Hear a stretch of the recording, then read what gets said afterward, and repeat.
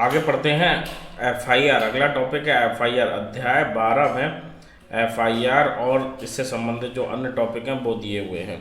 Pre और mains दोनों ही point of view से ये टॉपिक इम्पोर्टेंट हो जाते हैं। धारा 154 संज्ञेय मामलों में इत्तला की बात करती है। संज्ञेय अपराध के बारे में जो सूचना, संज्ञेय मामलों के बारे में जो सूचना देने की बात होती है वो एफआईआर बात करती है। First information report, first information report, ये आपको पता होना चाहिए। एफआईआर हम लोग बहुत सुनते रहते हैं। तो फर्स्ट इन्फॉर्मेशन रिपोर्ट क्या होती है? एफआईआर होती है। और किस मामले में ये दी जाती है? संज्ञेय मामलों में। संज्ञेय मामलों में एफआईआर दी जाती है और असंज्ञेय मामलों में एनसीआर दी जाती है ना। जो एप्लीकेशन, बल्कि कहना तो ये चाहिए कि जो संज्ञेय मामलों में एप्लीकेशन दी जाती है उसे पुलिस एफआईआर की तरह दर्ज करती है और जो असंज्ञेय मामलों में दी जाती है उसे एनसीआर की तरह दर्ज करती है। तो संज्ञेय अपराध के बारे में सूचना जो है वो धारा 154 के सब क्लॉज 1 में दी जाएगी। ठीक है, अब ये सूचना किस प्रकार की होगी? सबसे पहला क्वेश्चन तो आपसे यही पूछा जाएगा कि एफआईआर की धारा 154 किस अध्याय में दी है। तो मैंने आपको बताया कि अध्याय 12 में दी हुई है। ठीक है, तो अध्याय आपको याद होना चाहिए। संज्ञेय मामलों में इत्तला धारा 154 में दी है और अध्याय 12 में 154 से लेकर 176 तक के सेक्शन है और इसमें से कई सेक्शन बहुत ज़्यादा इंपॉर्टेंट है। तो धारा 154 जो है उसके सब क्लॉज 1 में जो संज्ञेय अपराध के बारे में सूचना दी जाएगी वो मौखिक भी हो सकती है और लिखित भी हो सकती है। एप्लीकेशन भी दी जा सकती है और मौखिक रूप से भी सूचना दी जाएगी। अगर मौखिक रूप से सूचना दिया जाएगा तो जो उस थाने का भारसाधक अधिकारी होगा वो लिपिक को आदेश देगा कि उस सूचना को लेखबद्ध करके जो व्यक्ति सूचना दे रहा है उसके हस्ताक्षर कराए जाएं, उसके हस्ताक्षर कराए जाए। अब मान लीजिए किसी ने फ़ोन पर सूचना दी तो क्या वो भी एफआईआर मानी जाएगी? हाँ, फ़ोन पर जो सूचना दी गई है वो भी एफआईआर मानी जाएगी। ऐसी स्थिति में जो एफआईआर देने वाला व्यक्ति है वो बाद में भी उसको हस्ताक्षरित कर सकता है और अगर नहीं हस्ताक्षरित करता है तो कोर्ट में ये प्रेजेंट किया जा सकता है कि वो व्यक्ति मिला नहीं लेकिन ये एफआईआर दर्ज हुई थी। तो संज्ञेय अपराध के बारे में आपसे क्वेश्चन पूछा जाएगा कि ये जो एफआईआर दर्ज कराई जाती है उसमें सूचना लिखित होती है, मौखिक होती है? तो आपका आंसर होगा कि वो लिखित या मौखिक किसी भी रूप में हो सकती है। प्रथम इत्तला रिपोर्ट इसे कहते हैं और इंग्लिश में कहते हैं फर्स्ट इन्फॉर्मेशन रिपोर्ट, है ना। प्रथम सूचना रिपोर्ट, प्रथम इत्तला रिपोर्ट, फर्स्ट इन्फॉर्मेशन रिपोर्ट, है ना। और ये एफआईआर जो होती है वो किस मामले में होनी चाहिए? संज्ञेय अपराध के मामले में होनी चाहिए। मान लीजिए कोई एप्लीकेशन आपने पुलिस थाने में दी है और उन्होंने कहा कि ये संज्ञेय अपराध प्रतीत नहीं होता, या फिर जो आपने एफआईआर दर्ज कराई है, एफआईआर के लिए एप्लीकेशन दी है, अगर संज्ञेय अपराध प्रतीत नहीं होता तो वो धारा 154 में कंसीडर नहीं होगी बल्कि धारा 155 में कंसीडर होगी जो असंज्ञेय मामलों की इत्तला और अन्वेषण की बात करता है। तो धारा 154 में केवल संज्ञेय मामलों के संबंध में होनी चाहिए। ठीक है, एफआईआर देने वाले व्यक्ति द्वारा हस्ताक्षरित होनी चाहिए। अगर वह लिख के दे रहा है तो उस पर हस्ताक्षर होने चाहिए और अगर लिपिक लेखबद्ध कर रहा है, मौखिक रूप से सूचना दी गई है तो उस सूचना को लेखबद्ध करके हस्ताक्षरित करा लेना चाहिए। एफआईआर सदैव लिखित नहीं होनी चाहिए बल्कि कभी यह मौखिक भी हो सकती है ना। सीआरपीसी में जो संशोधन अधिनियम 2013 था उसमें ये प्रावधान किया गया कि अगर कोई मामला धारा 326 A B, 354, 376, 376 A B C D, 376 E या 509 या 376 से संबंधित जितनी भी धाराएं उसमें से किसी में भी दर्ज किया जाता है तो ऐसा महिला पुलिस अधिकारी द्वारा किया जाएगा। तो ऐसी इत्तला जो है, ऐसी सूचना जो है वो महिला पुलिस अधिकारी द्वारा लिखित की जाएगी। अब आपसे दो क्वेश्चन पूछे जा सकते हैं कि एक तो इस तरीके से पूछा जा सकता है कि धारा 376 में मामला है तो जो एफआईआर लिखी जाएगी वो किस व्यक्ति के द्वारा लिखी जाएगी? तो आप बताएंगे कि महिला पुलिस अधिकारी द्वारा लिखी जाएगी। ऑप्शन में अगर महिला पुलिस अधिकारी है तो उसके द्वारा लिखी जाएगी। और अगर ये पूछते हैं कि मामला धारा 376 से संबंधित है, इसके मामले में संशोधन कब किया गया? तो 2013 में इससे संबंधित संशोधन किया गया है।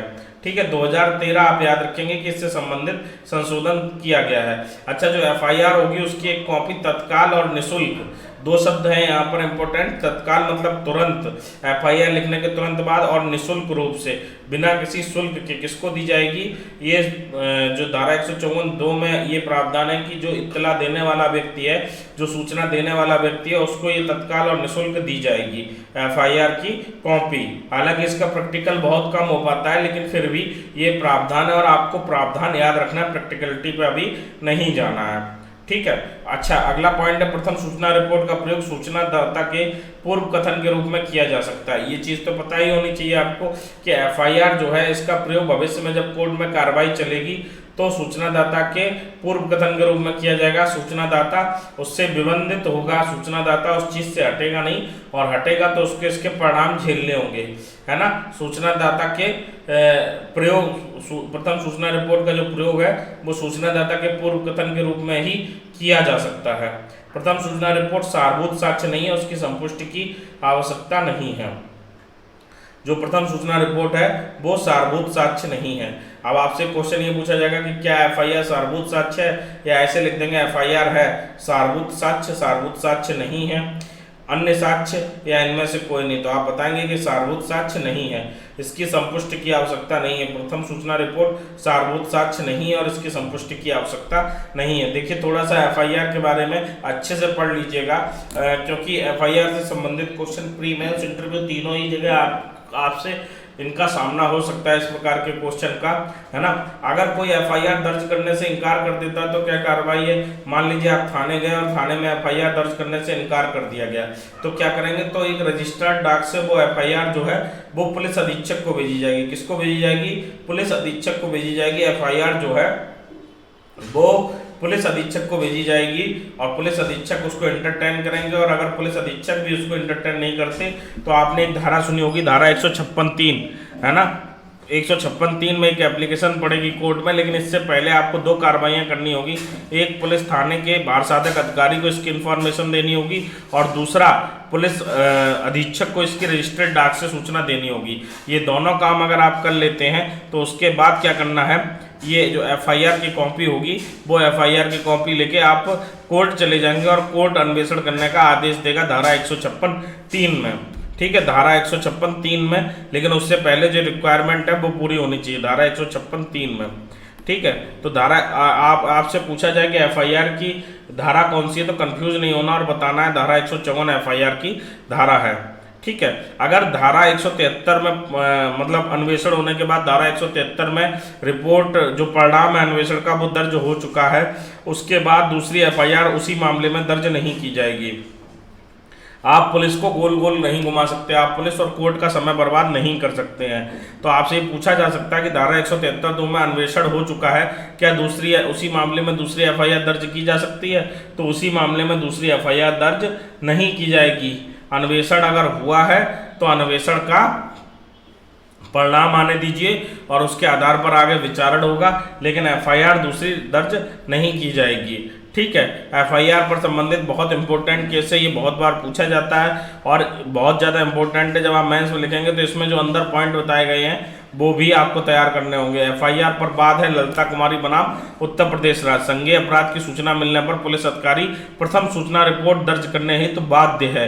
किस केस में कहा गया, ललिता कुमारी बनाम उत्तर प्रदेश राज्य। आप ये मान लीजिए कि संज्ञेय अपराध से संबंधित कोई भी स्टेटमेंट आ जाता है जिसमें एफआईआर दर्ज करने की बात हो रही है और एफआईआर से संबंधित स्टेटमेंट है और उसमें अगर ऑप्शन में केस ललिता कुमारी बनाम उत्तर प्रदेश राज्य है तो आपको वही टिक करना है, ठीक है, ललिता कुमारी बनाम उत्तर प्रदेश राज्य। अब आइए आगे चलते। धारा 155 का सब क्लॉज 1 के अनुसार असंज्ञेय अपराध की सूचना मिलने पर उसके को दंडाधिकारी के पास पहुंचने के लिए निर्देशित किया जाता है। मान लो कोई असंज्ञेय अपराध सूचना मिली हुई है तो उसमें क्या कार्रवाई होगी। असंज्ञेय अपराध की जब सूचना मिलती है तो पुलिस उसमें कोई भी जो सूचना है उसको एफआईआर के रूप में दर्ज करने की जगह पहले इन्वेस्टिगेशन करेगी और उसके बाद फिर उसके अकॉर्डिंग ये दर्ज करेगी कि वो एफआईआर में दर्ज होगा या असंज्ञेय अपराधों वाले रजिस्टर में दर्ज किया जाएगा। धारा 155 में क्या किया जाएगा कि असंज्ञेय अपराध की सूचना मिली तो सबसे पहले जो थाने का बारसाधक अधिकारी होगा वो असंज्ञेय अपराध वाले जो रजिस्टर है उसमें उसको दर्ज करेगा और उस व्यक्ति को आदेश देगा या उस व्यक्ति को निर्देश देगा कि जाइए आप कोर्ट जाइए और मजिस्ट्रेट के पास पहुंचने के लिए निर्देश देगा, क्योंकि असंज्ञेय अपराध में जो अन्वेषण है वो बिना मजिस्ट्रेट की अनुमति के नहीं हो सकता। तो धारा 155(1) में असंज्ञेय अपराध की सूचना मिलने पर जो दंडाधिकारी होगा वो निर्देश देगा उस व्यक्ति को, उसको पहले दर्ज कर लेगा संज्ञेय अपराध वाले रजिस्टर में और निर्देश देगा कि आप जाके मजिस्ट्रेट के पास इसको दर्ज कराइए। क्योंकि असंज्ञेय अपराध के मामले में धारा 155(2) कहती है कि असंज्ञेय अपराध के अन्वेषण के लिए उसका विचार करने वाले मजिस्ट्रेट द्वारा अन्वेषण की अनुमति दी जा सकती है। जब तक अनुमति अन्वेषण की नहीं दी जा रही है तब तक अन्वेषण नहीं किया जाएगा। जब तक अन्वेषण की अनुमति नहीं दी जा रही है तब तक अन्वेषण नहीं किया जाएगा। ये बात किसने कही है? धारा 155(2) में असंज्ञेय अपराध के अन्वेषण के लिए उसका विचार करने वाले मजिस्ट्रेट के द्वारा अन्वेषण की अनुमति दी जाएगी, तभी अन्वेषण होगा। अगर अनुमति नहीं दी जाती है तो अन्वेषण नहीं होगा। और धारा 155 का जो सब क्लॉज 3 है वो कहता है कि जो मामला, जैसे मान लीजिए कोई ऐसा मामला है जो असंज्ञेय, सब क्लॉज 3 कहता है कि पुलिस अधिकारी अन्वेषण करते समय जो भी पावर होगी संज्ञेय मामले में अन्वेषण की उन सबका प्रयोग करेगा बिना वारंट के गिरफ्तारी के अलावा। क्योंकि वारंट के साथ गिरफ्तारी और बिना वारंट के गिरफ्तारी में यही डिफरेंस होता है कि संज्ञेय मामले में बिना वारंट की गिरफ्तारी हो जाती है और असंज्ञेय मामले में बिना वारंट के गिरफ्तारी नहीं होती है। तो अन्वेषण करते समय पावर्स क्या होंगी? अन्वेषण करते समय सेम पावर्स होंगी जो संज्ञेय अपराध के मामले में, बस गिरफ्तारी की पावर नहीं होगी। धारा 155(3) ये कहता है। धारा 155(4) क्या कहता है कि अगर मान लीजिए 2 या 2 से अधिक मामले हैं जहां पर एक अपराध संज्ञेय और दूसरा अपराध असंज्ञेय है, एक अपराध संज्ञेय और दूसरा अपराध असंज्ञेय, तो पूरा मामला कैसा माना जाएगा? संज्ञेय माना जाएगा। ये 155(3) कहता है। ये 155(3) क्या कहता है कि जहां पर एक अपराध संज्ञेय और दूसरा अपराध असंज्ञेय है, या 4 अपराध है उसमें से एक संज्ञेय और 3 असंज्ञेय है, तो पूरा मामला कैसा माना जाएगा? तो पूरा मामला संज्ञेय माना जाएगा। कैसा माना जाएगा? संज्ञेय माना जाएगा। और उसका संज्ञेय अपराधों की तरह FIR भी दर्ज हो सकेगी और इन्वेस्टिगेशन भी हो सकेगा। अच्छा, संज्ञेय मामले के पावर क्या है? पुलिस थाने का जो बार साधक अधिकारी होगा वो संज्ञेय मामले में अन्वेषण कर सकता है बिना मजिस्ट्रेट की अनुमति के, लेकिन असंज्ञेय मामले में बिना मजिस्ट्रेट की अनुमति के इन्वेस्टिगेशन नहीं कर सकता है। ये बहुत बेसिक नियम है, ये आपको पता होना ही चाहिए। धारा 156 का सबसे मेन पॉइंट यही है कि पुलिस थाने का बार साधक अधिकारी जो होगा वो असंज्ञेय मामले में अन्वेषण नहीं करेगा बिना मजिस्ट्रेट की अनुमति के, लेकिन 156 की सब क्लॉज 1 कहता है कि अगर संज्ञेय मामला है तो उसे मजिस्ट्रेट की अनुमति की जरूरत नहीं है, वो अन्वेषण कर सकता है ना। और 156 के सब क्लॉज 3 में अन्वेषण का आदेश देने की भी शक्ति है। धारा 156 के सब क्लॉज 3 में कोई मजिस्ट्रेट जो है वो अन्वेषण का आदेश भी दे सकता है, अन्वेषण का आदेश भी दे सकता है, जो धारा 190 में सशक्त किया गया। अभी आगे चल के हम लोग धारा 190 भी पढ़ेंगे। धारा 157 का सब क्लॉज 1 कहता है पुलिस थाने का बार साधक अधिकारी अपराध की इत्तला मिलने पर संबंधित मजिस्ट्रेट को उसकी प्रतिलिपि भेजेगा। धारा 157 के सब क्लॉज 1 में ये पुलिस को एक तरीके से कर्तव्य या ड्यूटी दी गई है कि पुलिस थाने का जो बार साधक अधिकारी अपराध की इत्तला मिलने पर संबंधित मजिस्ट्रेट को उसकी कॉपी भेजेगा, संबंधित मजिस्ट्रेट को उसकी कॉपी भेजेगा। इतना ही याद कीजिए, इससे आगे याद करने की जरूरत नहीं है। धारा 158 में रिपोर्ट कैसे की जाएगी और धारा 159 में अन्वेषण या प्रारंभिक जाँच करने की शक्ति, यहाँ से क्वेश्चन नहीं बनता है। ठीक है, धारा 160 से क्वेश्चन बनता है। धारा 160 में, हालांकि धारा 157 में एक चीज और देख लीजिएगा कि अगर कोई बलात्संग के अपराध से संबंधित किसी पीड़ित का कथन है या उसकी किसी प्रकार से कोई चीज दर्ज करनी है तो वो उसकी इच्छा के स्थान पर महिला पुलिस अधिकारी द्वारा माता पिता, संरक्षक या कोई भी नातेदार की या सामाजिक कार्यकर्ता की उपस्थिति में किया जाएगा। ये बात किस धारा में कही गई है? धारा 157 में ये बात कही गई है कि अगर कोई बलात्संग के अपराध से संबंध में पीड़ित का कथन दर्ज करना है तो वो पीड़ित के निवास स्थान पर या पीड़ित के बताए गए स्थान पर, उसकी इच्छा के स्थान पर किसी महिला पुलिस अधिकारी द्वारा या और उसके माता पिता, संरक्षक या किसी नातेदार या फिर कोई नहीं है तो सामाजिक कार्यकर्ता की उपस्थिति में दर्ज किया जाएगा। अब आ जाइए धारा 160 पर, साक्ष्यों की हाजिरी की अपेक्षा करने की पुलिस अधिकारी की शक्ति। साक्ष्यों की हाजिरी की अपेक्षा करने की पुलिस अधिकारी की शक्ति। तो कोई पुलिस अधिकारी जो है वो धारा 160 में क्या पावर दी गई है? धारा 160 में पावर दी गई है कि कोई भी पुलिस अधिकारी किसी भी व्यक्ति को जो किसी मामले में साक्षी है या साक्षी बन सकता है ना, कोई व्यक्ति है जो साक्षी बन सकता है, या किसी मामले में उसने वो वहां पर उपस्थित था जहां अपराध हुआ है, या अन्य किसी प्रकार से साक्षी है, तो लिखित आदेश द्वारा उसको अपने सामने उपस्थित होने का आदेश दे सकता है कि आप आइए, हाजिर होइए, धारा 160 में।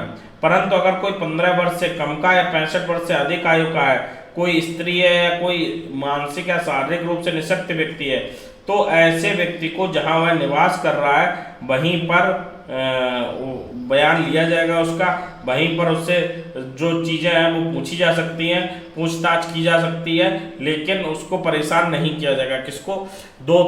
तीन कैटेगरी है। पहला जो 15 वर्ष से कम आयु का है, दूसरा जो 65 वर्ष से अधिक आयु का है। पहला जो 15 वर्ष से कम आयु का है, दूसरा जो 65 वर्ष से अधिक आयु का है, तीसरा कोई महिला साक्षी है, और चौथा कि जो व्यक्ति अक्षम है, असहाय है, तो ऐसे व्यक्ति को आराम से उसके घर पे या उसके निवास स्थान पर जाकर वहां पूछताछ की जा सकती है। इसके अतिरिक्त कोई व्यक्ति है 15 से 65 की उम्र के बीच के नॉर्मल जो पर्सन है, उनको पुलिस थाने का वार्ड साधक अधिकारी धारा 160 में कभी भी बुला सकता है। आगे का पॉइंट देख लेते हैं। धारा 160 सब क्लॉज 1 में 15 वर्ष से कम आयु के बालक को पुलिस थाने में नहीं बुलाया जा सकता। धारा 160 में एक व्यक्ति को साक्षी के रूप में पुलिस अधिकारी द्वारा थाने में हाजिर होने की अपेक्षा की जा सकेगी जो अन्वेषण कर रहा है। अन्वेषण इन्वेस्टिगेशन ऑफिसर जो है वो पुलिस थाने के वार्ड साधक अधिकारी को उपस्थित होने की अपेक्षा करेगा। धारा 161 में किसी साक्षी से पूछे गए प्रश्नों का उत्तर न देने पर धारा 179 आईपीसी के अंतर्गत अपराध होगा। आप धारा 161 देख लेते हैं क्या है। धारा 161 में कोई पुलिस अधिकारी जो इस अध्याय के अधीन अन्वेषण कर रहा है, वो किसी ऐसे जो पुलिस अधिकारी है, इन्वेस्टिगेशन ऑफिसर है, वो राज्य सरकार या विशेष आदेश द्वारा निमित्त भेद करे मामले के तथ्य व परिस्थितियों से परिचित समझे जाने वाले व्यक्ति की मौखिक परीक्षा कर सकता है। अगर कोई ऐसा व्यक्ति है जो पुलिस अधिकारी जो इन्वेस्टिगेशन कर रहा है, या फिर ऐसा कोई व्यक्ति पुलिस अधिकारी जिसे इस मामले में राज्य सरकार विशेष रूप से सशक्त करे। दो तरीके के लोग हो गए, एक तो हो गया इन्वेस्टिगेशन ऑफिसर आईओ, और एक स्पेशली एम्पावर्ड बाई राज्य सरकार, specially empowered by state government वाला पर्सन है।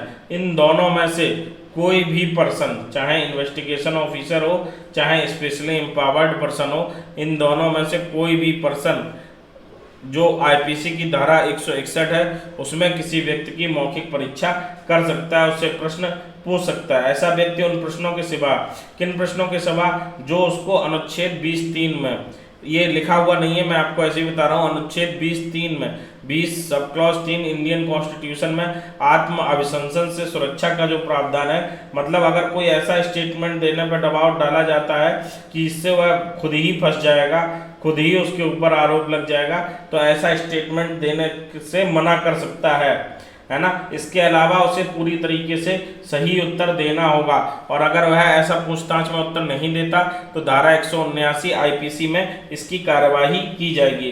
पुलिस अधिकारी इस धारा के अधीन परीक्षा के दौरान अपने उसके समझ किए गए किसी भी कथन को लेखबद्ध कर सकता है, और ऐसा करता हुआ प्रत्येक ऐसे व्यक्ति के कथन का पृथक और सही अभिलेख बनाएगा। जिसका कथन वह अभिलिखित करेगा वो रिटन में होगा। अन्वेषण अधिकारी अभिलेख तैयार करेगा किसके? धारा 161 का सब क्लॉज 3 कहता है ऐसा व्यक्ति अन्वेषण अधिकारी गवाह के कथन का अभिलेख तैयार करेगा। ठीक है, तो धारा 161 में और क्या क्या पॉइंट दिए गए। नंदनी सतपति बनाम पीएल दानी के केस इस मामले में इंपॉर्टेंट केस है। इस मामले में कहा गया था कि धारा 161 के अधीन एक व्यक्ति संरक्षण प्राप्त करने का अधिकार रखता है, उन प्रश्नों का उत्तर देने के लिए बाध्य नहीं है जिससे वह स्वयं आरोप में फंसने की संभावना हो। ये किस केस में कहा गया? नंदनी सतपति बनाम पीएन दानी के केस में। अन्वेषण के दौरान दर्ज किया गया साक्ष्यों का संयुक्त बयान इन गवाहों को असमर्थ साक्षी बनाएगा। धारा 161(3) उपबंध करती है ऐसे बयान जो है वो पृथक रूप से लेखबद्ध किए जाएं, अलग अलग लेखबद्ध किए जाएं। धारा 161 के अंतर्गत अन्वेषण के दौरान पुलिस अधीक्षक द्वारा रिकॉर्ड किए गए अभियुक्त के कथन को परीक्षण के दौरान साक्षी का विरोध करने के लिए उपयोग में लाया जा सकता है। अगर 161 के अंतर्गत अन्वेषण के दौरान पुलिस अधीक्षक द्वारा जो अभियुक्त का कथन है उसको उसके अभियुक्त के कथन के परीक्षण के दौरान साक्षी का विरोध करने के लिए उपयोग में लाया जा सकेगा। जो व्यक्ति अभियुक्त है उसका जो कथन होगा वो साक्षी के कथन के विरोध के लिए प्रेजेंट किया जा सकेगा। धारा 161 ये कहती है। धारा 162 के अनुसार अगर अन्वेषण के दौरान किसी व्यक्ति ने पुलिस अधिकारी से कोई कथन किया है तो उस कथन को साक्षी द्वारा हस्ताक्षरित नहीं किया जाएगा, है ना। उसका कारण क्या है, साक्षी द्वारा हस्ताक्षरित इसलिए नहीं किया जाएगा कि पुलिस के सामने जो कथन किया गया उसकी कोई भी एविडेंशियल वैल्यू नहीं होती है। पुलिस के सामने किया गया कथन केवल अन्वेषण में सहायक हो सकता है परंतु उसकी कोई एविडेंशियल वैल्यू नहीं होती है। धारा 162 में ये आपसे पूछा जा सकता है कि पुलिस अधिकारी द्वारा धारा 161 में लिया गया कथन हस्ताक्षरित कराया जा सकता है। ऑप्शन ए हस्ताक्षरित नहीं कराया जा सकता, ऑप्शन बी हस्ताक्षरित कराया भी जा सकता है, नहीं भी कराया जा सकता है, ऑप्शन सी या इनमें से कोई नहीं, ऑप्शन डी। तो आपका आंसर क्या होगा कि हस्ताक्षरित नहीं कराया जा सकता है। यहाँ पर क्लियरिटी होना जरूरी है। एफआईआर जो है वो हस्ताक्षरित कराई जाती है लेकिन जो ये कथन पुलिस द्वारा लिया जा रहा है इन्वेस्टिगेशन के दौरान उसको हस्ताक्षरित नहीं करा सकते, है ना। धारा 164 में संस्वीकृत अभिलेखित करने की शक्ति किसके पास है, महानगर मजिस्ट्रेट और न्यायिक मजिस्ट्रेट को प्रदान की गई है। धारा 161 तक हम लोगों ने अच्छे से देख लिया। धारा 163 में कोई उत्प्रेरणा नहीं दिए जाने के संबंध में प्रावधान है। धारा 162 पुलिस द्वारा किसी कथन को हस्ताक्षरित ना किया जाना। अब धारा 164 पर आ जाओ, 63 छोड़ दीजिए, 162 हम आपको बता ही चुके हैं। 164 पर आ जाओ। 164 बहुत बहुत इंपॉर्टेंट धारा है। ये संस्वीकृति व कथनों को अभिलिखित करने के बारे में है। संस्वीकृति या कथन को लिखित करने के बारे में बताई गई है कि ये शक्ति किस किस को है। तो जो धारा 164 का बयान लिखने की शक्ति है वो एक तो महानगर मजिस्ट्रेट को है वो, और दूसरा न्यायिक मजिस्ट्रेट को प्रदान की गई है। पहला महानगर मजिस्ट्रेट को प्रदान की गई है और दूसरा न्यायिक मजिस्ट्रेट को प्रदान की है, ठीक है। धारा 164 में संस्वीकृत अभिलिखित करने की शक्ति दो लोगों के पास, एक महानगर मजिस्ट्रेट को या न्यायिक मजिस्ट्रेट को। एक कार्यपालक मजिस्ट्रेट संस्वीकृति को लेखबद्ध करने के लिए प्राधिकृत नहीं है। एग्जीक्यूटिव मजिस्ट्रेट द्वारा अगर कन्फेशन लिखा जाता है, देखिए स्वीकृति होती है एडमिशन और संस्वीकृति होती है कन्फेशन। कन्फेशन जो है वो अगर कार्यपालक मजिस्ट्रेट के द्वारा लिखा जाता है तो वो साक्ष्य नहीं माना जाएगा। संस्वीकृत का कोई भी कथन न्यायिक मजिस्ट्रेट द्वारा अभिलिखित किया जा सकता है, उसके लिए अलग कोई अधिकारिता होना आवश्यक नहीं है, केवल न्यायिक मजिस्ट्रेट होना चाहिए। न्यायिक मजिस्ट्रेट द्वारा अभिलिखित किया जा सकता है, उसके लिए कोई अलग से अर्हता नहीं चाहिए। न्यायिक मजिस्ट्रेट होना अपने आप में पर्याप्त है। धारा 164 ये कहता है अगर संस्वीकृत के लिए प्रयुक्त अभियुक्त कथन करता है तो संस्वीकृति नहीं करेगा तो मजिस्ट्रेट उसके पुलिस अभिरक्षा में निरोध प्राधिकृत नहीं करेगा। अगर मान लीजिए कोई पर्सन ये कहता है कि हम संस्वीकृति करना चाहते हैं धारा 164 में, तो ऐसी कंडीशन में मजिस्ट्रेट उसे पुलिस अभिरक्षा में नहीं भेजेगी, क्योंकि हो सकता है कि पुलिस अभिरक्षा में भेजने से वो और अधिक दबाव में आ जाए और संस्वीकृति बदल दे या संस्वीकृति में कोई संशोधन कर दे, इसलिए पुलिस अभिरक्षा में नहीं भेजा जाएगा। अगर कोई पर्सन कहता है कि हमें धारा 164 का बयान लिखाना है, धारा 161 के बयान अलग होते हैं, धारा 164 के बयान अलग होते हैं, है ना। अगर कोई कहता है कि हमें धारा 164 का बयान लिखाना है, अगर संस्वीकृत के लिए प्रस्तुत अभियुक्त कथन करता है तो वह संस्वीकृत नहीं करेगा, तो मजिस्ट्रेट उसके पुलिस अभिरक्षा में निरोध प्राधिकृत नहीं करेगा। अगर मजिस्ट्रेट संस्वीकृति कर्ता को संस्वीकृत लिखने से पूर्व शपथ दिलाता है तो संस्वीकृति अविधिक हो जाएगी। आपसे क्वेश्चन पूछा जाएगा क्या संस्वीकृति कर्ता मजिस्ट्रेट के समक्ष शपथ लेने से पूर्व शपथ लेगा, तो आंसर होगा शपथ नहीं ली जाएगी। अगर शपथ दिलवा देता है मजिस्ट्रेट संस्वीकृति कर्ता को तो जो संस्वीकृति है वो अवैध हो जाएगी, अवैधिक हो जाएगी और उसका प्रयोग जजमेंट में नहीं किया जा सकता। तो ये हो गया आपका मजिस्ट्रेट संस्वीकृति कर्ता को संस्वीकृत लिखने से पहले शपथ दिलाता है तो संस्वीकृति कथन कैसा हो जाता है, अब अवैधिक होता है, साक्ष्य में अग्राह्य होगा।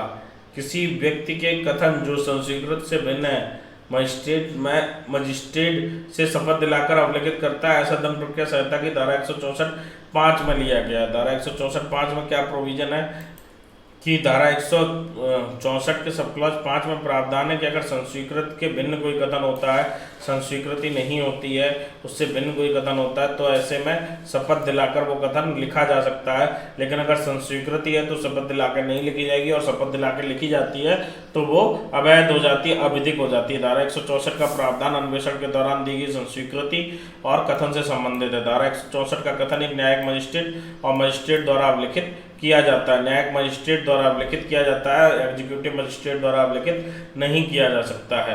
धारा 164 के अधीन स्वैच्छिक स्वीकृति चेतावनी ज्ञान देना आवश्यक है। अगर ये चेतावनी नहीं देता और अधिवक्ता उपस्थित रहता है तो अधिवक्ता द्वारा उसको बताया जाएगा कि ऐसे ऐसे ये कथन लिखा जा रहा है, तुम इससे मुड़ नहीं सकते, है ना। इन दोनों में से एक चीज होनी चाहिए। बलात्कार पीड़िता की चिकित्सीय जांच पीड़िता की सहमति से और उसकी ओर से सहमत देने के लिए सक्षम व्यक्ति से कराई जाएगी। धारा 164 का जो पार्ट है वो ये कहता है कि अगर कोई बलात्कार पीड़िता है, उसकी शारीरिक परीक्षा जो है वो उसकी ओर से सहमत या वो सक्षम नहीं है तो उसकी ओर से सक्षम व्यक्ति द्वारा सहमत देने के बाद ही कराई जाएगी। और ये जो है वो धारा 164 का है, सब क्लॉज का नहीं है, ऐसे लिखा जाएगा धारा 164 का। जब तलाशी भारत के बाहर होनी है तो फौजदारी न्यायालय प्रार्थना पत्र या अनुरोध पत्र जारी कर सकता है। तलाशी अगर भारत के बाहर होनी है तो उसके लिए अलग से प्रार्थना पत्र या फौजदारी पत्र जारी हो सकता है। अगली इंपॉर्टेंट धारा है धारा 167। धारा 167 क्या प्रावधान करती है? धारा 167 प्रावधान करती है, आइए थोड़ा सा अलग से समझ लेते हैं। धारा 167 इस मामले में प्रावधान करती है कि अगर कोई अन्वेषण जो हो रहा है वो 24 घंटे के अंदर पूरा नहीं हो पाता है तो क्या प्रोसीजर अपनाया जाएगा। धारा 167 क्या प्रोसीजर अपनाया जाएगा, ठीक है।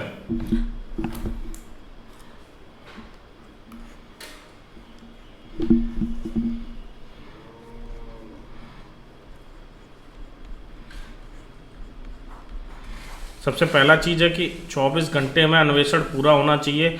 अगर 24 घंटे में अन्वेषण पूरा नहीं हो रहा है, धारा 54 में इस मामले का प्रावधान किया गया है कि जो अन्वेषण है वो 24 घंटे के धारा 57 में इस मामले में प्रावधान किया गया कि जो अन्वेषण है वो 24 घंटे में पूरा हो जाना चाहिए। अगर 24 घंटे में अन्वेषण पूरा नहीं हो रहा है तो जो व्यक्ति अरेस्ट किया गया है उसको दस्तावेज के साथ, जिस आधार पर अरेस्ट किया, किसी आधार पर, किसी एफआईआर पर या कोई अरेस्टिंग का जो दस्तावेज होगा, अरेस्ट करते समय जो चालान भरा गया होगा, अरेस्ट करते समय जो सूचना दी जाती है, जो भी दस्तावेज हैं उन सब की एक कॉपी बनाई जाएगी और उस व्यक्ति को मजिस्ट्रेट के पास भेजा जाएगा जिनको ये अधिकारता है। मजिस्ट्रेट के पास भेजा जाएगा, ठीक है। ये दस्तावेज और ये भेज कौन सकता है? ये भेज सकता है जो उपनिरीक्षक से निम्न पंक्ति का ना हो, मतलब सब इंस्पेक्टर तक की पोस्ट का जो पर्सन है वो इनको भेज सकता है। सब इंस्पेक्टर की पोस्ट तक का पर्सन इनको निकटतम न्यायिक मजिस्ट्रेट के पास भेज सकता है। और फिर क्या करेगा, एक तो इसकी कॉपी होगी दस्तावेजों की वो, और ये मजिस्ट्रेट के, अब मजिस्ट्रेट के पास दो ऑप्शन है। एक, अगर पुलिस मांग रही है तो इसको पुलिस अभिरक्षा में भेजा जा सकता है अभियुक्त को, अगर आवश्यकता लगती है, और नहीं तो इसको न्यायिक अभिरक्षा में जेल भी भेजा जा सकता है।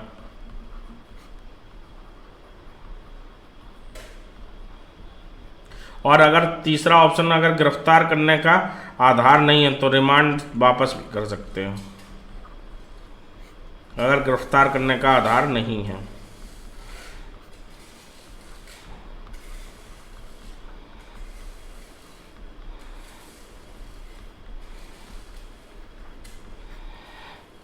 ठीक है, तो क्या कर सकते हैं, पुलिस अभिरक्षा में भेज सकते हैं, न्यायिक अभिरक्षा में भेज सकते हैं।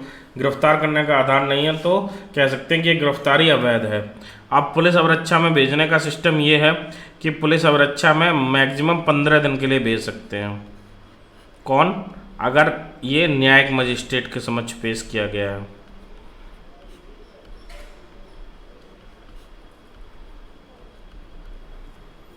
ठीक है, और अगर ये कार्यपालक मजिस्ट्रेट के समक्ष पेश किया गया तो 7 दिन के लिए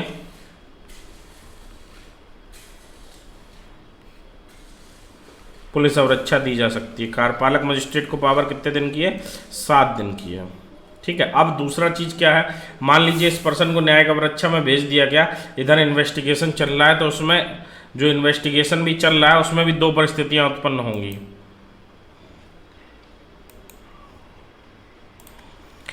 इन्वेस्टिगेशन जो चल रहा है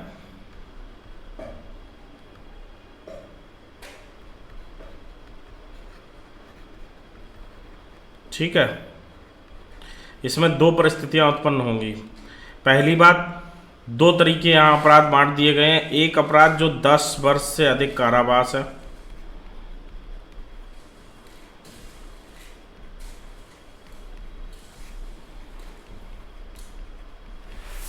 और दूसरी बात जहां पर 10 वर्ष से कम कारावास है।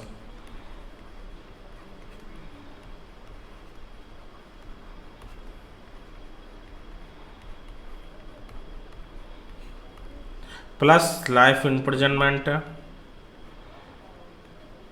प्लस डेथ पेनल्टी है। अगर इस दंड से दंडित किसी अपराध के मामले में अन्वेषण चल रहा है, या फिर 10 वर्ष से कम दंड से दंडनीय अपराध के मामले में अन्वेषण चल रहा है, तो 60 दिन, और इसमें 90 दिन।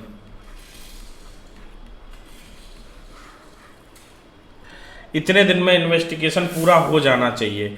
अगर 10 वर्ष से अधिक कारावास, लाइफ इम्प्रिजनमेंट या डेथ पेनल्टी से दंडित कोई अपराध है तो 90 दिन, और 10 वर्ष से कम का कारावास से संबंधित कोई अपराध है तो 60 दिन में इन्वेस्टिगेशन हो जाना चाहिए। अगर ये इन्वेस्टिगेशन पूरा नहीं हो पाता इतने दिनों में, 90 दिन और 60 दिन में, तो फिर क्या किया जाएगा? तो फिर जो पर्सन अरेस्ट है, जो कहाँ पे है, जेल में है, जिसे हम लोग कानूनी भाषा में कहते हैं जो न्यायिक अविरक्षा में है, उसको एज ए जमानत राइट प्राप्त हो, जमानत जो है, जमानत मांगने का अधिकार प्राप्त हो जाएगा।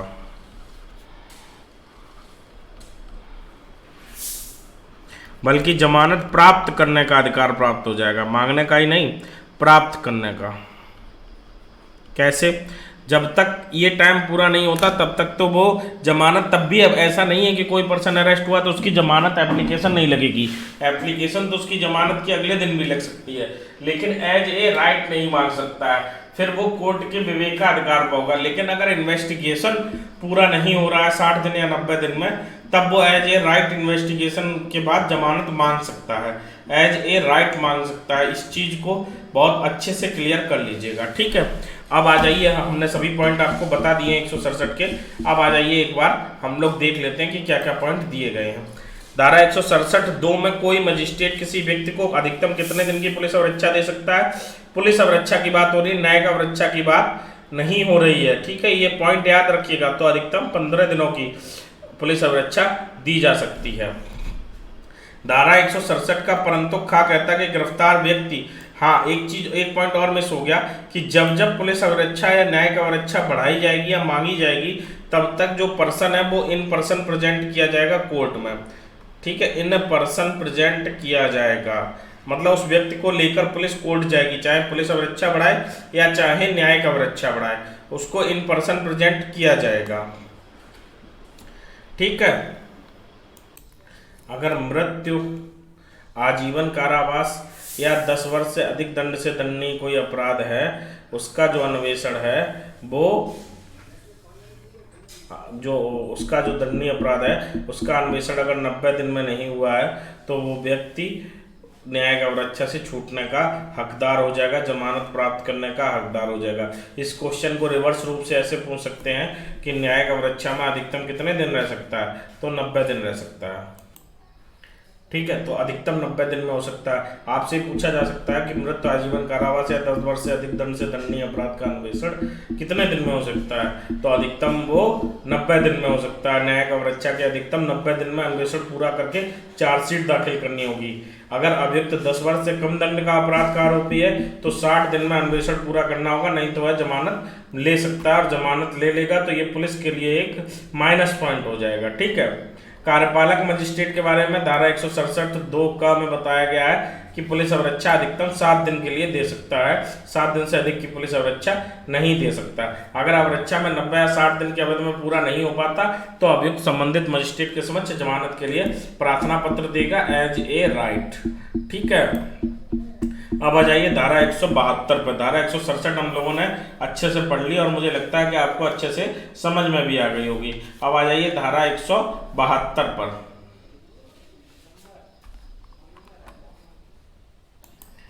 धारा 172 बात करती है केस डायरी की। तो केस डायरी के अनुसार प्रत्येक पुलिस अधिकारी जो अन्वेषण करेगा वह अन्वेषण के दौरान की जो भी कार्रवाइयाँ होंगी वो किसमें नोट करेगा, एक डायरी में नोट करेगा, जिसे केस डायरी सामान्य भाषा में कहा जाता है। हम लोग जब पुलिस एक्ट पढ़ रहे थे तब भी केस डायरी का जिक्र आया था। तो वो प्रोविजन तो आपको याद रखना है। आपसे ये भी पूछा जा सकता है कि सीआरपीसी में केस डायरी का क्या प्रोविजन है, तो धारा 172 में सीआरपीसी में केस डायरी का प्रोविजन है। अब केस डायरी में क्या क्या लिखा जाएगा, केस डायरी में हर एक वो चीज लिखी जाएगी जो अन्वेषण करते समय अन्वेषण अधिकारी द्वारा की जाएगी। एक तो केस डायरी जो होगी वो जिल्द चढ़ी हुई होगी और एक निश्चित प्रारूप में होगी। उसके जो नंबर हैं वो एक एक करके संख्यांकित होंगे, है ना, संख्यांकित होंगे और संख्या के आधार पर केस डायरी में पूरा सब चीज लिखी जाएगी कि पहले ये कार्रवाई हुई, फिर ये कार्रवाई हुई, पूरा लिखी जाएगी, ठीक है। और केस डायरी में धारा 161 में जो बयान लिए गए हैं विभिन्न लोगों के वो भी लिखे जाएंगे। तो केस डायरी में क्या होगा, केस डायरी में न्यायालय जांच व विचारण में सहायता ले सकता है। केस डायरी को एज ए एविडेंस प्रयोग नहीं किया जाएगा, लेकिन न्यायालय द्वारा उसको जांच या विचारण में सहायता ली जा सकती है। लेकिन किसके द्वारा, केवल न्यायालय द्वारा, ठीक है। तो एक ये पॉइंट हो गया। दूसरा, एक चीज कहा गया है मदलमे बनाम भारत संघ के केस में, ये चीज कहा गया है कि केस डायरी या उसका के जो इस बात में कहा गया कि अभियुक्त केस डायरी या उसका अधिवक्ता केस डायरी को ना तो मंगवा सकते हैं ना ही उसका अवलोकन कर सकते हैं। केस डायरी को अभियुक्त नहीं मंगवा सकता, ना ही उसका अवलोकन कर सकता है। अभियुक्त को इस मामले में कोई अधिकार नहीं है ना। तो केस डायरी को अगर, हाँ, एक कंडीशन है कि अगर पुलिस अधिकारी स्मृति ताजा रखने के लिए उसका उपयोग करता है, उसको अपने उपयोग में लाता है, तो फिर भारतीय साक्ष्य अधिनियम की धारा 161 और 145 के उपबंध लागू होंगे। उसके आधार पर ये भी इस केस डायरी को देख सकेंगे। वो हम लोग जब एविडेंस पढ़ेंगे उसमें देख लेंगे। यहाँ पे बस इतना याद रखिए कि केस डायरी 173 में दी गई है। केस डायरी होता क्या है, केस डायरी में क्या क्या प्रविष्टियां होंगी, हमने पुलिस एक्ट पढ़ाते समय भी आपको पढ़ाई थी कि केस डायरी में क्या क्या पॉइंट्स, क्या क्या प्रविष्टियां होती हैं। तो इस चीज को याद रखिएगा। 174 में क्या है, सॉरी 173, 172 के 173 में क्या है, 173 कहता है कि अविलंब वो अन्वेषण पूरा किया जाएगा जो किसी मामले में पुलिस अधिकारी द्वारा किया जा रहा है और उसकी रिपोर्ट दी जाएगी। प्रत्येक अन्वेषण जो है वो अविलंब पूरा किया जाएगा। 173 इस बारे में प्रावधान करता है। और जैसे ही अन्वेषण पूरा हो जाएगा तो उसकी एक रिपोर्ट तैयार की जाएगी, जिसको या तो पुलिस रिपोर्ट कहते हैं या चार्जशीट कहते हैं। फाइनल रिपोर्ट या चार्जशीट तैयार की जाएगी। क्या तैयार की जाएगी, फाइनल रिपोर्ट तैयार की जाएगी या फिर चार्जशीट तैयार की जाएगी, है ना। धारा 173 में कहा गया कि अविलंब जो इन्वेस्टिगेशन है वो कंप्लीट किया जाए, अविलंब, ठीक है, बिना किसी विलंब के।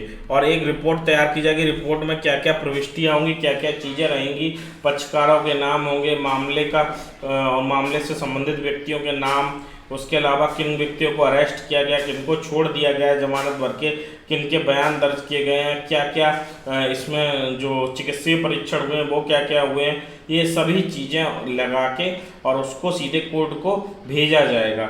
जहां पुलिस का ये निष्कर्ष निकलता है कि ये मामले में चार्जशीट दाखिल होनी चाहिए, मतलब चार्ज सिद्ध हो रहे हैं, वहाँ चार्जशीट दाखिल करेगी। और जहां पर निष्कर्ष ये निकलता है कि चार्जशीट दाखिल नहीं होनी चाहिए, इस मामले में जो आरोप लगे थे वो सिद्ध नहीं हो रहे हैं, वहां पर एफआईआर दाखिल करेगी, फाइनल रिपोर्ट दाखिल करेगी, ठीक है। तो ये धारा 173 में आपसे ये पूछा जा सकता है कि अन्वेषण के मामले में पुलिस अधिकारी की जो रिपोर्ट होगी, हालांकि चार्जशीट और एफआईआर ऐसे शब्दों का प्रयोग धारा 173 में नहीं किया गया है, लेकिन क्वेश्चन में आपसे पूछ सकते हैं, या तो सीधे पूछेंगे कि पुलिस अधिकारी की जो रिपोर्ट होगी वो किस धारा में दी जाएगी, तो धारा 173 में दी जाएगी, ठीक है। अब वो चार्जशीट के रूप में भी हो सकती है और फाइनल रिपोर्ट के संबंध में भी हो सकती है, दोनों ही चीज़ों में हो सकती है। तो इस चीज़ को आप अच्छे से याद रखेंगे। फाइनल रिपोर्ट है कि चार्जशीट है, ये देख लीजिएगा उस समय क्या पूछा गया है। धारा 173 में ये दी जाएगी। धारा 173 में एक इम्पोर्टेंट पॉइंट और होता है, जो सेक्शन अभी हम आपको एक बार बता देते हैं। सेक्शन 173 एक ए में ये बात कही गई, क्या कही गई है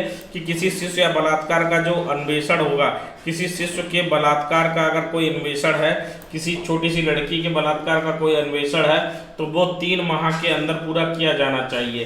कितने दिन के अंदर पूरा किया जाना चाहिए, 3 माह के अंदर पूरा किया जाना चाहिए। ये संशोधन 2008 में किया गया था। कब किया गया था ये संशोधन, 2008 में ये संशोधन किया गया था कि ऐसा जो अन्वेषण है वो 3 माह के अंदर पूरा किया जाना चाहिए। अगर 3 माह के अंदर ये अन्वेषण पूरा नहीं हो रहा है तो ये समस्या वाली बात होगी उस पुलिस अधिकारी के लिए, है ना। 3 माह के भीतर आपसे टाइमलाइन पूछी जाएगी, आपसे सेक्शन भले ही ना पूछा जाए या सीधे सीधे सेक्शन पूछ लिया जाएगा कि शिशु के बलात्कार के अन्वेषण के लिए जो टाइमलाइन दी गई है, जो समय सीमा दी गई है, वो किस धारा में दी गई। तो धारा 173(1)(a) में ये इन्वेस्टिगेशन के लिए टाइमलाइन दी गई है ना।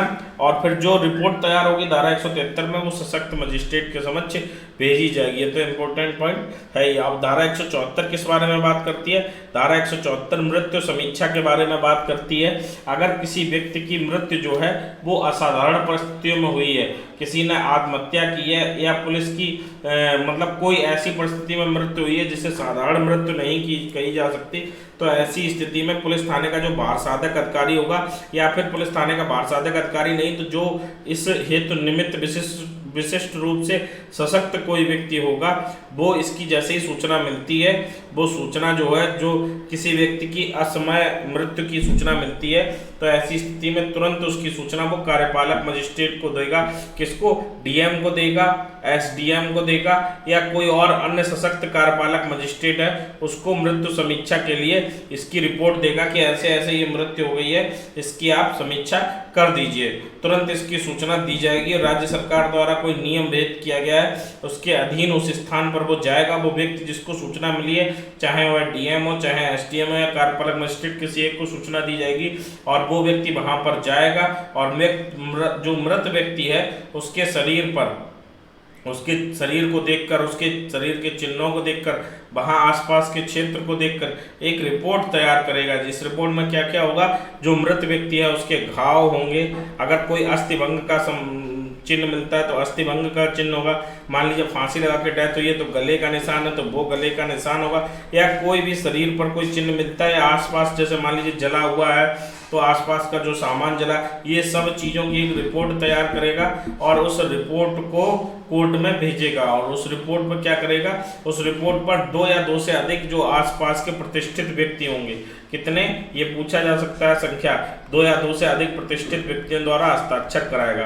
तो ये आपसे पूछा जाएगा। आपसे ज़्यादातर ये पूछा जाता है कि मृत्यु समीक्षा रिपोर्ट करने के लिए कौन सशक्त है, कौन मृत्यु समीक्षा रिपोर्ट को तैयार कर सकता है। तो डीएम, एसडीएम या फिर कोई भी मजिस्ट्रेट जो है, कार्यपालक मजिस्ट्रेट है, वो मृत्यु समीक्षा रिपोर्ट तैयार कर सकता है ना।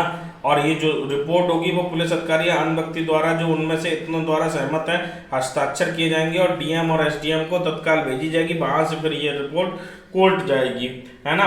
तो अगर किसी ने कोई ऐसी लड़की द्वारा आत्महत्या की गई है जो 7 वर्ष के भीतर जिसका विवाह हुआ, जो विवाह को अभी 7 वर्ष ना बीते हुए हों, तो ऐसी स्थिति में अगर 7 वर्ष के भीतर मृत्यु हुई है तो उसके किसी नातेदार ने कोई मामला दर्ज कराया है या निवेदन किया है या कोई संदेह व्यक्त किया है कि इस लड़की की जो मृत्यु हुई है वो दहेज जैसे मामलों में हुई है, तो ऐसे नियम में राज्य सरकार इस निमित्त व्यक्त किए गए अधिकारी को, अगर शरीर के सड़ने का जोखिम ना हो, अगर शरीर के सड़ने का जोखिम है तो अलग कंडीशन है, अगर शरीर के सड़ने का जोखिम ना हो तो उसे तुरंत पोस्टमार्टम हाउस भेजा जाएगा और जो निकटतम सिविल सर्जन होगा उससे तुरंत उसका पोस्टमार्टम करवाया जाएगा, है ना।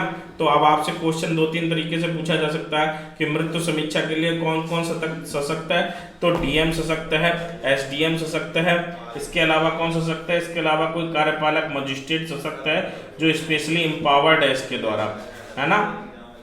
तो ये हो गया आपका धारा 173, धारा 174, ठीक है। मृत्यु समीक्षा रिपोर्ट में मृत्यु का कारण जो है, जो कारण वहां महसूस हो रहा है, जो कारण देखने से पता चल रहा है, वो स्पष्ट रूप से लिखा जाएगा, है ना। आत्महत्या की सूचना पुलिस थाने के भार साधक अधिकारी को मिलती है तो धारा 174 में वो तुरंत इसकी सूचना वो है निकटतम कार्यपालक मजिस्ट्रेट को देगा और जो भी रिपोर्ट का दृश्यमान कारण होगा उसकी एक रिपोर्ट तैयार करेगा और ये रिपोर्ट जो है वो जिला और उपखंड मजिस्ट्रेट को भेजी जाएगी। धारा 176 का 1 के अनुसार मृत्यु के कारण को मजिस्ट्रेट द्वारा जांच से संबंधित है।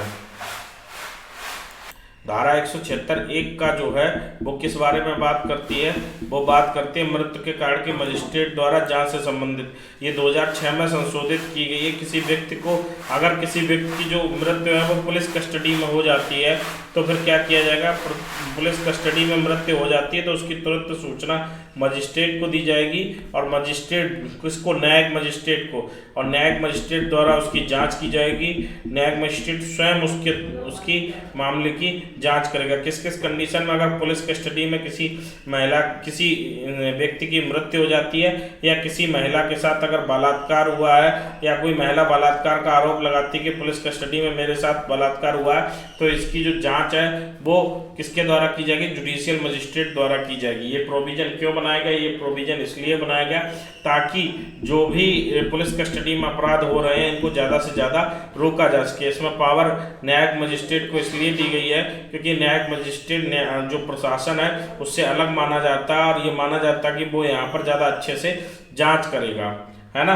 तो धारा 176(1) का में ये बात कही गई है। इस वाले पॉइंट को काट दीजिएगा। धारा 176 तक हम लोग पढ़ चुके हैं। धारा 177 से क्या है, धारा 177 अध्याय बदल जाएगा, अध्याय 13 है, और अध्याय 13 में जांच या विचारण से संबंधित मामले हैं, है ना। तो आप अध्याय जो 12 है इसको हमने पूरा इस वीडियो में कवर किया, तो इसको बहुत अच्छे से तैयार कर लीजिएगा। कोई पॉइंट छूटा तो नहीं होगा, अगर कोई पॉइंट छूटा होगा तो MCQ के माध्यम से हम लोग कवर कर लेंगे।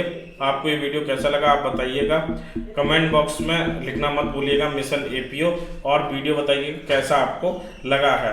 इसके अलावा आप अगर चैनल पर नया है तो चैनल को सब्सक्राइब कीजिएगा। इसकी PDF आपको टेलीग्राम पर मिल जाएगी, और जल्दी ही मिलेंगे नए वीडियो के साथ। धन्यवाद।